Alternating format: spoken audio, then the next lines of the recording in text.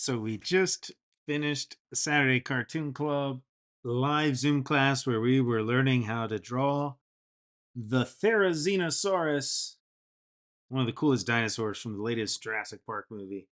And in that lesson, not only were we drawing cool dinosaurs, but really what I was trying to get across was three super important things. Number one, when we create our drawings, it's helpful to break them down first, whatever you're drawing, into basic shapes, and then you construct that way from basic shapes all the way, piecing them together piece by piece till you get them all pieced together. Then you put the details on, and then any final texture, value, shading, color, etc. So we did that with these, um, and the thing that I did, especially in the advanced class, but a little bit in the foundations too, was that if you can make that switch from 2D shapes to three-dimensional shapes and piece them together that way, then your work is going to be really dynamic looking. In my small group class on Saturdays, I just taught this. We did the same thing with the T-Rex, or sort of popping off the page. And all of this was done by combining cylinders and cubes. And that's really how I create most of my art, is by piecing together three-dimensional shapes piece by piece, and then putting texture and shading and color over top, like I did with this Godzilla. And so we did this with our students today in Saturday Cartoon Club with this Therizinosaurus. This one is a more profile view, a simpler pose, but still pretty advanced stuff. We did this in the foundations class today, the 11 a.m. Eastern class. And then in the 12 p.m. Eastern class, we did this more dynamic pose. You can see it's much more three-dimensional. I think you could see the cubes we used for the body and the head. And I taught about what's called contour lines, which are imaginary lines that wrap around the 3D form. And those are used to really to help your work look more 3D. And it's really helpful when you're adding texture on top, like the scales. See, the scales, or in the case of the T-Rex, the wrinkles are wrapping around the form, this cylinder that we used for the body, or the flat cubes that we used for the jaws. And you can see the contour lines that I have here for this unfinished Godzilla. And then as I'm going along, these contour lines help me map out where the scales will go. And they will follow that guideline. So the three things that we focused on were 3D drawing with contour lines. I did more in depth than contour lines in the advanced class. And then drawing scales and drawing feathers. And now I'm inking mine. And I know some students have already inked or colored, um, and some haven't yet, and they might want to. And of course, they could keep it in pencil and add some pencil shading if they like as well. But of course, they could use this to get some extra help as well with their inking. And I'll be sharing some tips that I use for my inking and how I get the scales and feathers to look the way that I do. So one thing that I do is I always focus on thicker lines for the outline, the overall outline of the big basic forms of the creature or the drawing, whatever it is I'm drawing, and thinner lines for the details on the inside. And so thinner lines would be details like scales or these bumps or wrinkles on this foot, for example. And so those will be very thin, whereas the outline you can see on this leg is much thicker. And this belly, the outline is much thicker. Now with a brush pen like this, which I like to use a lot, you can get thicker lines by just pressing harder. But even if you don't have a brush pen, maybe you have a Sharpie or something, you just get thicker or thinner lines by doing something like, oops, it's too skinny. Let me find one of my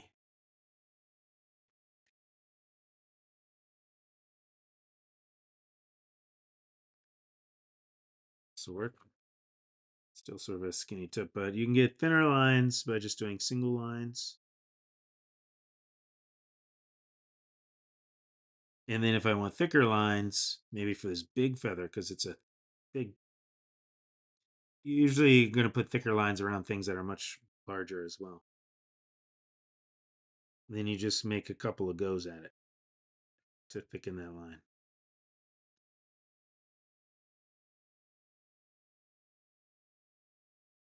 And you want them to taper from thick to thin. So they gradually go from thick to thin. That'll help a lot. But I like my brush pens, which take some practice getting used to, but once you get used to them, they definitely have a learning curve, but once you get used to them, then you can get thick and thin with the same tool simply by pressing harder. Now, when I'm adding the scales, whether it's on the more advanced Therizinosaurus or this one, I'm wrapping them around. See, they're curving around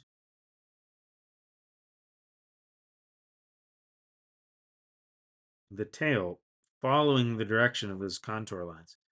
And all of this could be done before or after it's colored in. So you can always add more details with an ink pen on top of anything that's already colored. So some students might have already colored their Therizinosaurus. And if they have, it's completely fine. They could add any of these texture, these details on top of the colored in. It might be harder to put if they colored in color pencils to put ink on top of that, but it's super easy to do it in marker. I do that all the time on top of marker.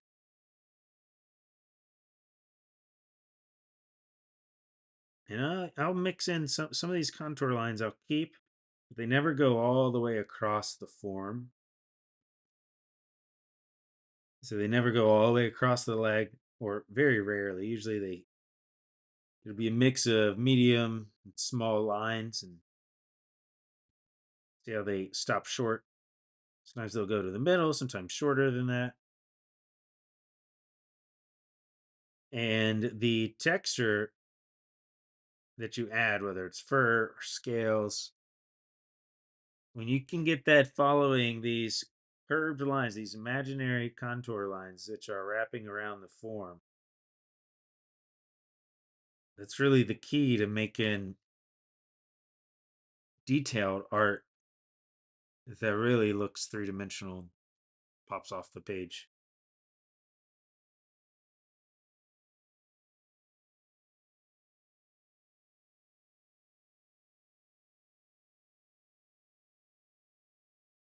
And another thing that's helpful to try when doing textures like feathers or fur is already taught in this class that you do these combinations of clumps. So I'm not going to do that again, but one thing you can do is to also do these breaks in the line. So see how I didn't connect the lines there. When you do breaks in a line when you're inking, that makes it look lighter, like it's more weightless, it's fluffier. And so if I'm doing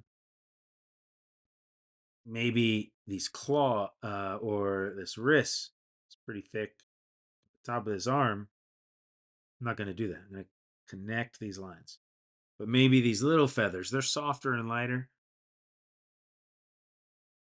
So I break up that line a little bit. I don't connect all of the inked parts there. Put some gaps in it, in other words.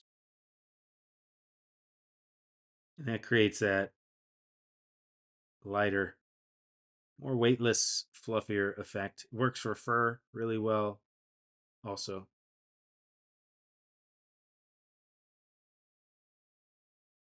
You can do it on the inside as well, like up here or here. And I'll switch to the one we did in the more advanced class.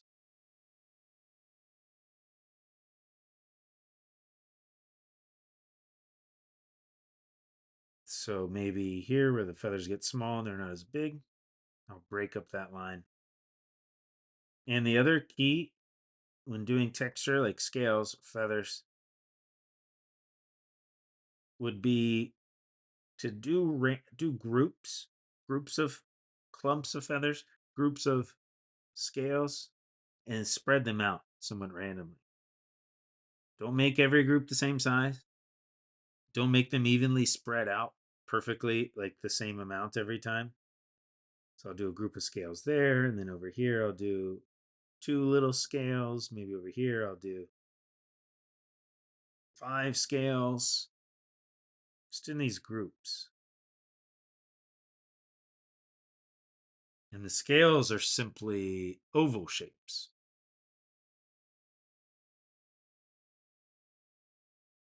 You can see the contour lines, those curved lines we talked about in class, wrapping around this sort of a mix between an oval and a cube shape that we use for the body. And that helps guide me where I'm going to put these ovals. And you can see some of these scales, I'm making ovals, but I'm not connecting all of them. Some of them you can, but not all of them. And that creates, in this case, sort of like that weightless effect of very light feathers. Just makes it look, these bumps look smaller, like they're not as big. If I do big thick circles, it's gonna make it look like it's a giant bump. If you do little ovals, maybe they aren't connected all the way around. Like this, maybe it's just part of an oval. Then it looks like it's a smaller bump. And that's what I want. These aren't big, thick, armored scales. It's basically just bumps. And then I think the feathers probably come down about like that to the shoulder, and that's feathered. In this other area, you can see where it breaks between the feathers and the scales.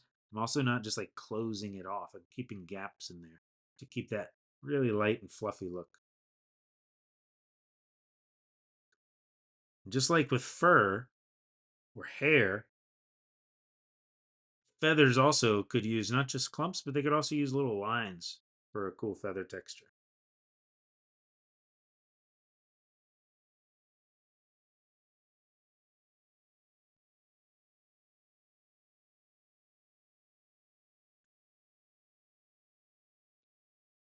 Let's see. Let's put a few more up here. You can see I penciled in some scales, but I don't know. Those are just examples. I don't always pencil. Often I will not ink everything that I pencil.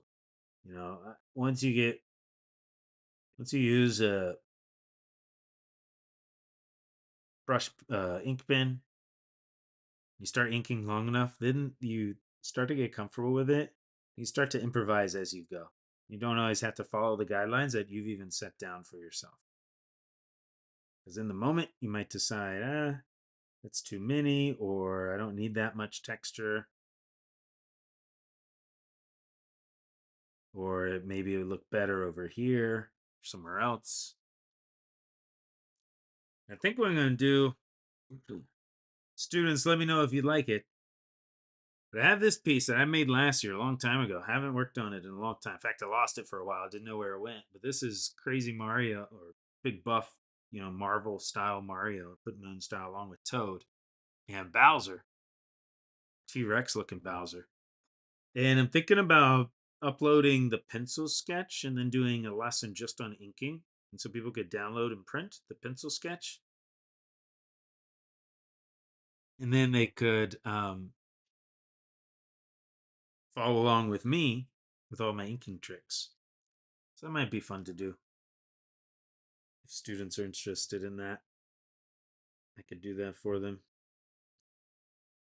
Here's an example of the references and what I'm talking about with contour lines. You see these wrinkles on the T Rex, even follow the 3D form, the surface. And that's the reference we're using with my small group class when we made this T-Rex today. And in the Therizinosaurus,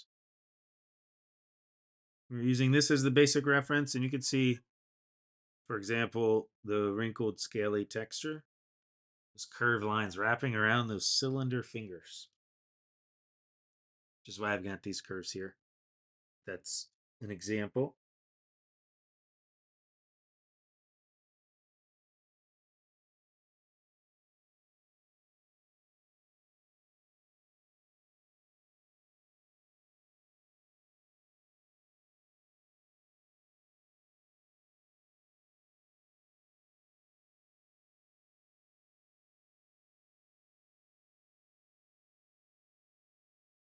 And what we learned about drawing the Therizinosaurus, uh, about 90% of everything we did today also would apply to other types of dinosaurs with a few changes. This could go from a Therizinosaurus to a T-Rex, or a Therizinosaurus to a Velociraptor, for example.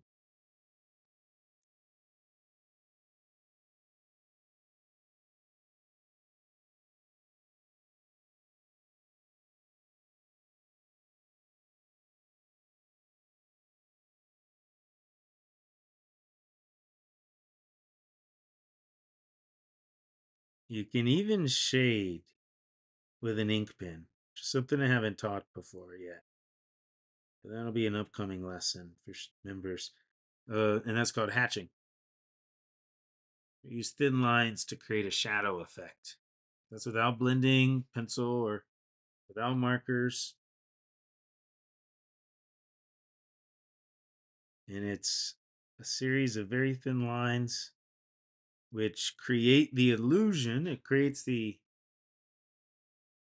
perception that there's a shadow there where it's getting darker, although it's just more densely placed black lines, is all.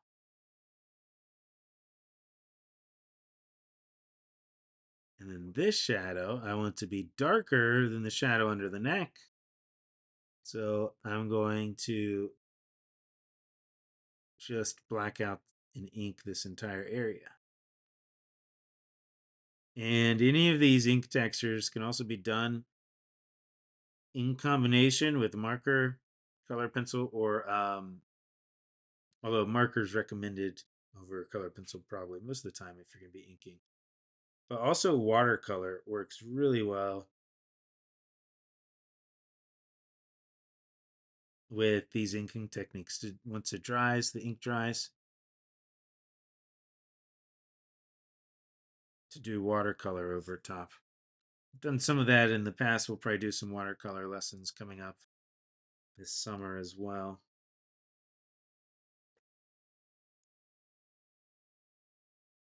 And the claws are dark, so I think I want to go ahead and black those out.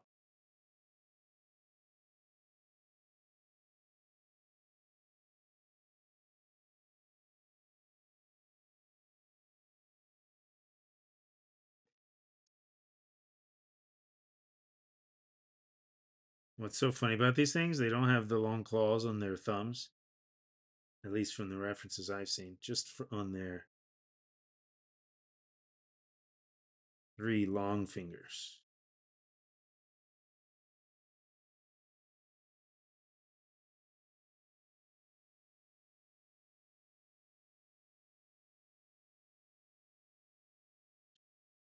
I'm going to put a shadow behind this thumb so that the thumb pops out a little more.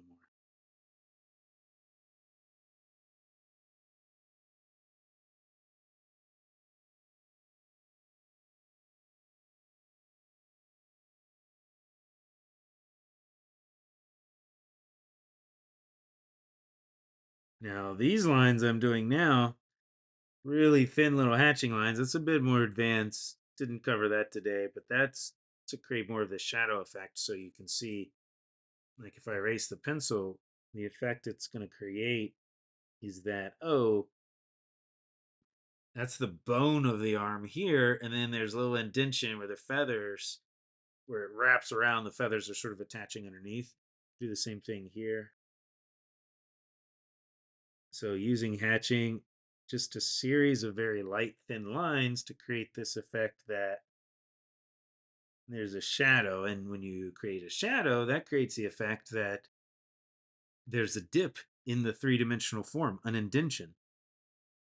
Sort of wild when you think about how the number of marks and where you place marks, which are just lines, the pencil or with the ink pen or paint or whatever, tricks our brain into thinking like we don't think when you just look at something, you're not thinking about, oh, the shadows and all that. You just look at it and you realize, oh, it's 3D.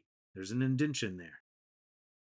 And the way you accomplish that with an ink pen is simply with a series of thin lines placed neatly next to each other or intentionally. It doesn't always have to be neat. Placed intentionally next to each other. All right, this guy I think is, well, since I did those claws, I might as well do these claws black as well. And then I'll probably color him with a marker, I think, later. And I'll share that with the students so they can see how that looks. I know and where I'll put the shadows and all of that, but you could sort of imagine if you've been following my classes for a while, I'll typically go with, unless I have reason not to, trying to do something else or using a different reference, typically go with the light coming from above. And so the shadowed areas are going to be things on the bottom, like underneath this leg, it's bending back, or over here, or especially in the belly, underneath the neck. I'll put my shadow layer there. And then the contour lines are erased in the end. Those construction lines are erased in the end. Those, by construction lines, I mean the edges of like the cube shape or the cylinders that I was using to piece this together.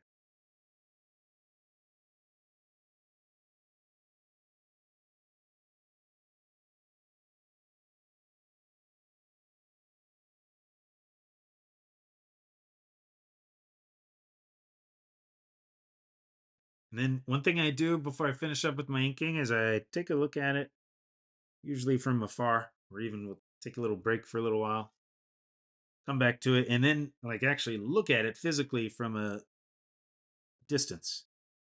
Because when you do that, you don't get caught up in the details and it's easier to see which parts need a little more texture, feathers, scales, whatever. And so what I'll do is then uh, I could add those touch ups. And also, I like to be on the lookout for which areas need the thicker lines. And it's usually going to be the big, thick pieces of the object or the character of the monster or the dinosaur or whatever it is that you're drawing.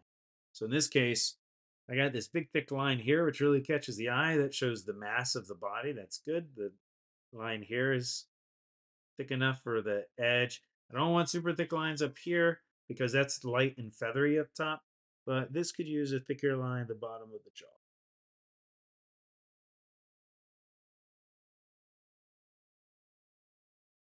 And it could use some bumps or some scales on the jaw there. Maybe some feather texture here because this is where it sort of morphs between feathers and scales. And then I like that look a lot. I really like putting that thicker line in the jaw. And then probably here as well, thicker line on the tail because that's a little bit too thin. And it's a little confusing, like what's going on here. Too many details. So if I just thicken that, make it a little bumpy and organic, which means like a natural line instead of super smooth. Now the flow is established. It's easier to see. It's easier to read, is what we say, even though it's just a picture. You're reading a picture.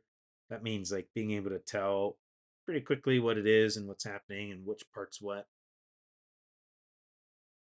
a little bit hard to read over here, I think, in terms of like what parts are feathers, what parts the tail. It's not real clear because the lines are thin, it's not thick. But I can fix that with value of my colors. I'll make the colors in the back of the tail darker, and so that'll make the lighter colors of the feathers on the arm pop out a little more using contrast in color and value to make some things stand out over others so it's easy to read. So there's my Therizinosaurus. This one we did in the advanced class. Today, the later class. And this is the one that we did in the foundations class at 11 a.m. Eastern. And not done with that one yet, but it's the same idea. Everything I taught about this can apply to this one too. You can see I already have, and I'm almost done with it. Thanks for joining me. Hopefully these tips are helpful for you when you're inking your next feathery or scaly creature. Thanks for joining me, everybody. Have a great weekend.